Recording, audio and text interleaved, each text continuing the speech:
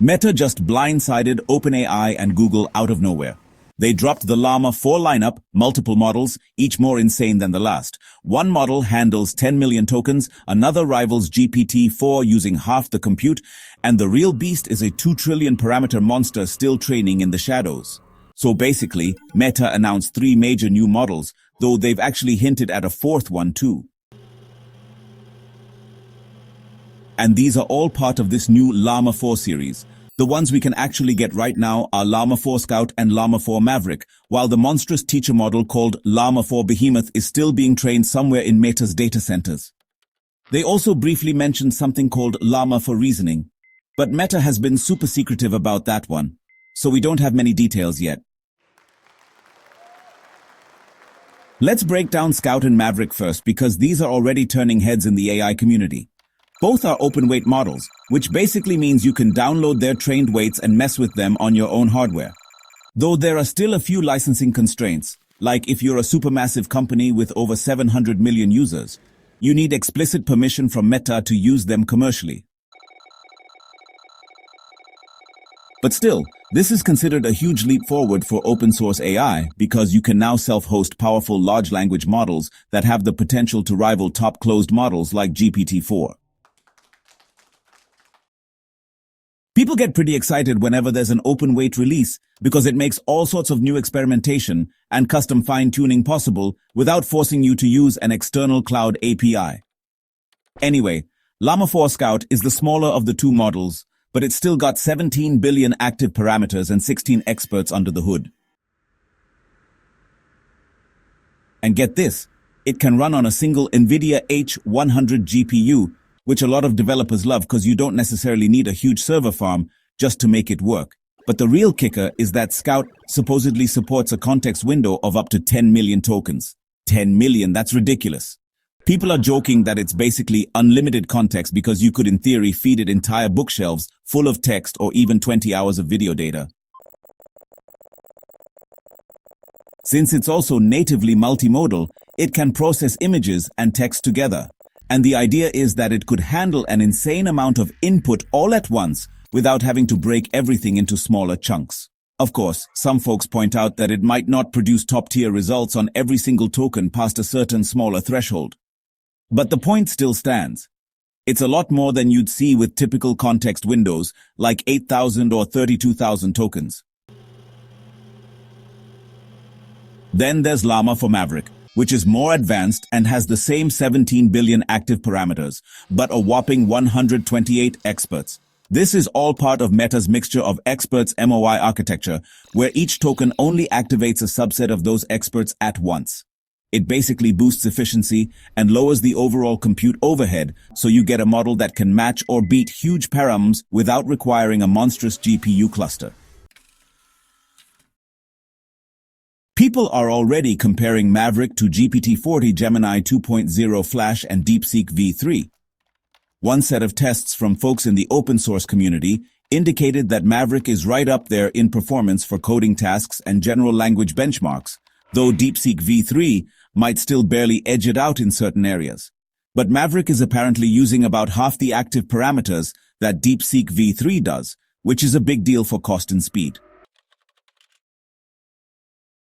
The active parameter count is crucial since it tells you how many parameters you really have to load or process for each token generation. Now, Llama 4 Behemoth is the big star that everyone's waiting for. If you think 17 billion active parameters is wild, wait until you hear that Behemoth has 288 billion active parameters with a total parameter count hovering around 2 trillion.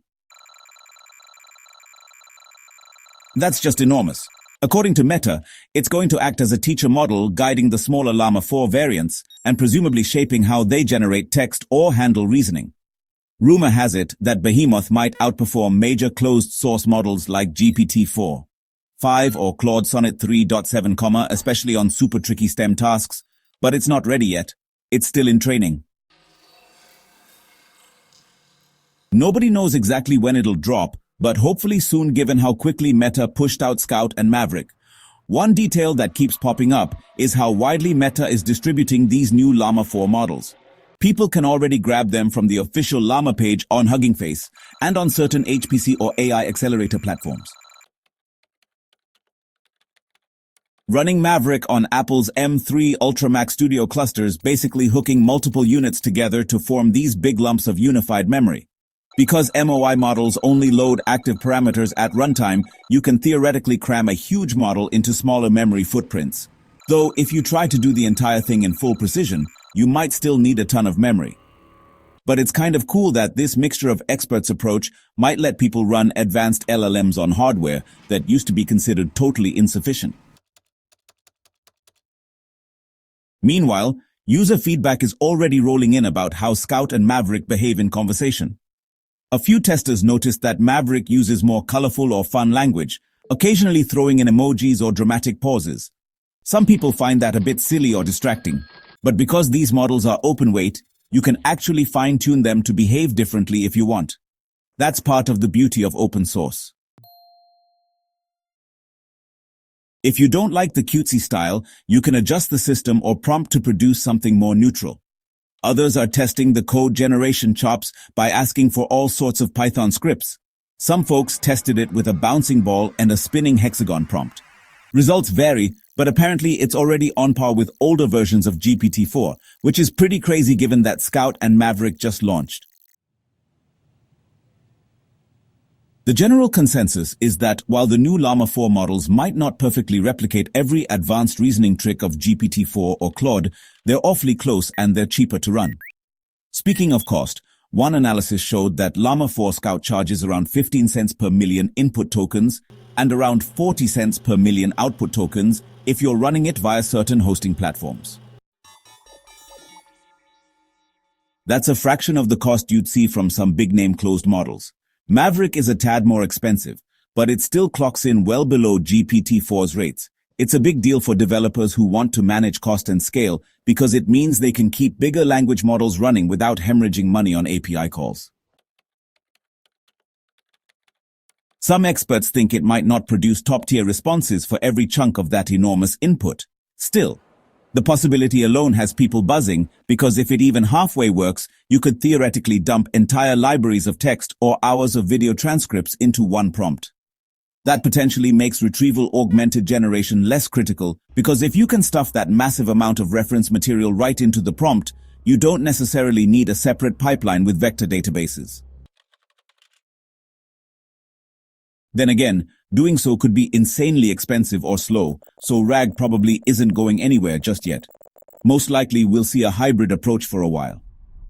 The other thing that's making waves is the fact that Meta is updating all of its own services with Llama 4. They're gradually rolling it out to WhatsApp Messenger, Instagram Direct, and across the broader web. So if you're chatting with Meta AI in an app, you might be using either Scout or Maverick behind the scenes.